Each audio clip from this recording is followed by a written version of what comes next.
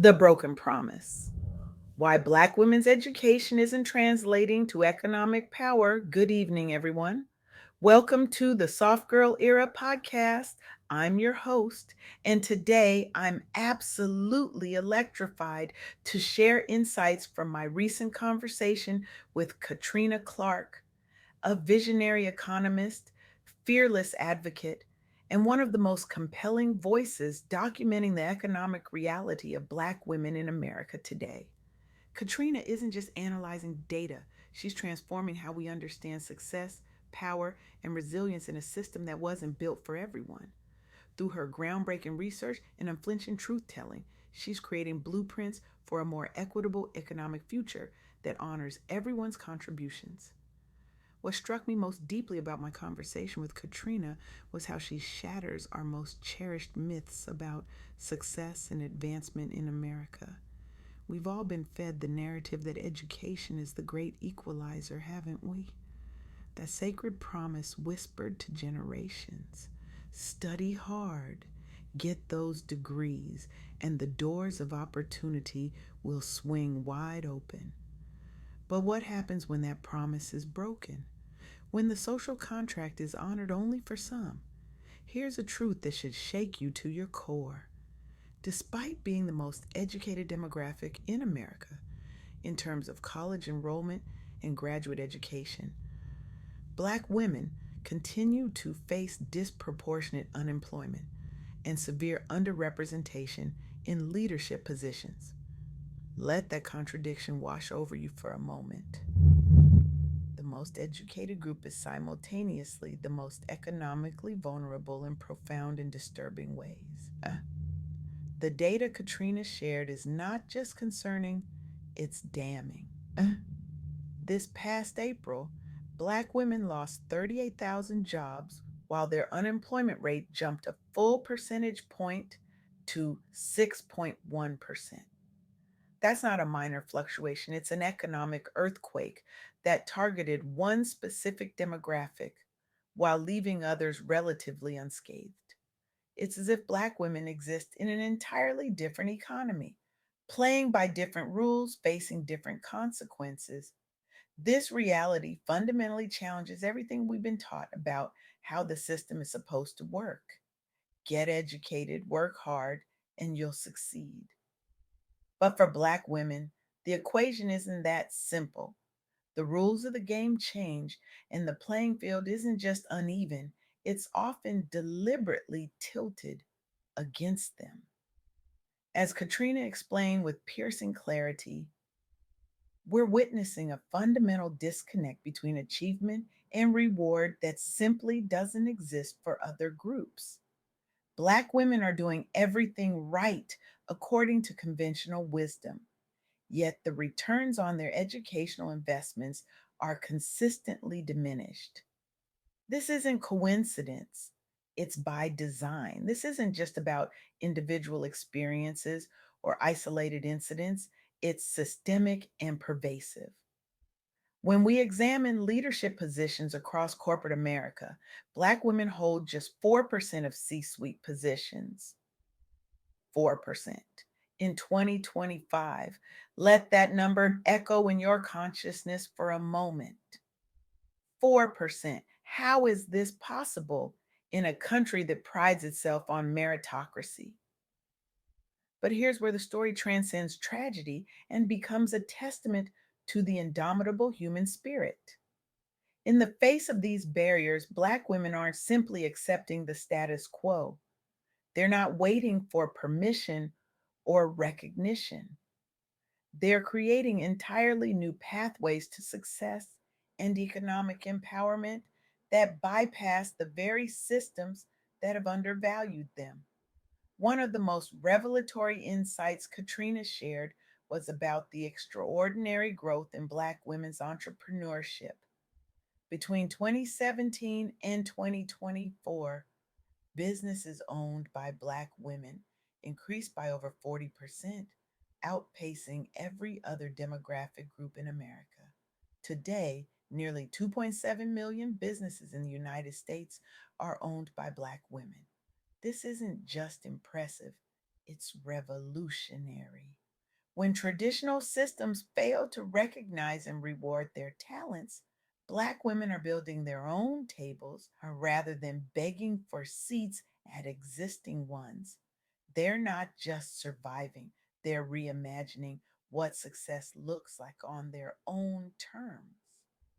As Catrina powerfully articulated, entrepreneurship for Black women isn't just about pursuing a passion or seeking independence.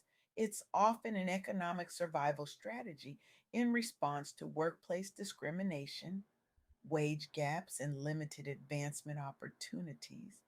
But in that necessity, they're creating new models of leadership and business that are transforming entire industries. This entrepreneurial surge represents both a triumph of resilience and a damning indictment of our current systems. Should anyone have to create their own opportunity because existing structures consistently undervalue their contributions? The answer is obviously no. But the reality is that this is precisely what's happening. The second revelation from my conversation with Catrina concerns the tangible impact of policy decisions on Black women's economic opportunities. Recent rollbacks of diversity initiatives haven't just changed corporate culture, they've had measurable, devastating effects on employment. Creative investment research's analysis, which Catrina highlighted, shows that Black women workers at the federal level have declined by an estimated 33% within the last year. 33%. Compare that to just a 3.7% drop across the workforce overall.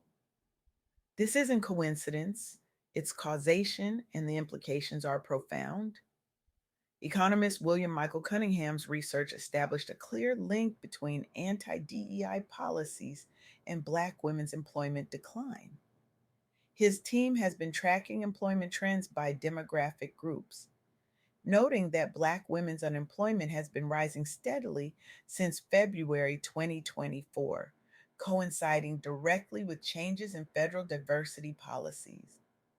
This research quantified something many Black women have felt viscerally, that when diversity initiatives are dismantled, they're often the first to feel the impact. It's not just about losing specific programs, it's about sending a message about whose presence and contributions are valued in our society and economy. The third area Catrina and I explored was the persistent wage gap that continues to plague Black women's economic advancement. Despite decades of awareness and advocacy, women overall still earn only 83 cents for every dollar earned by men in 2025. For Black women, this gap is even more pronounced due to the intersection of gender and racial bias. What's particularly alarming is how little progress we've made.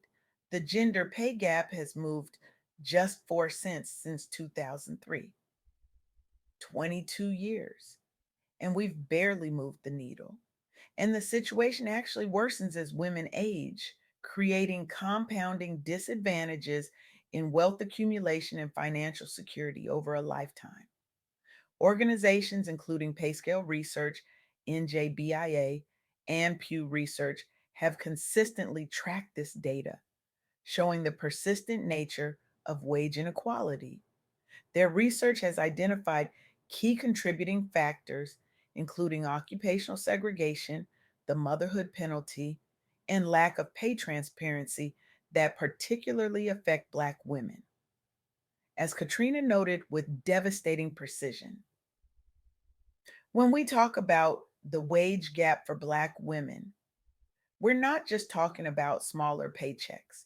We're talking about diminished ability to build wealth, reduced retirement security, and limited options for everything from housing to healthcare to education for their children. It's a multi generational economic handicap that continues to reproduce inequality. The 2024 annual business survey by the US Census Bureau tells a powerful story of how Black women have responded to these challenges. For generations, Black women have been marginalized in the American economy, being underfunded by investors and overlooked by policymakers. Yet, rather than accepting this reality, they have created their own opportunities. The entrepreneurial surge we're witnessing has created new economic possibilities, not just for Black women, but for their communities, establishing new models of leadership and business development. As Maya Angelou famously said, you may encounter many defeats, but you must not be defeated. This quote perfectly captures the spirit of economic resilience that radiates throughout Catrina's work.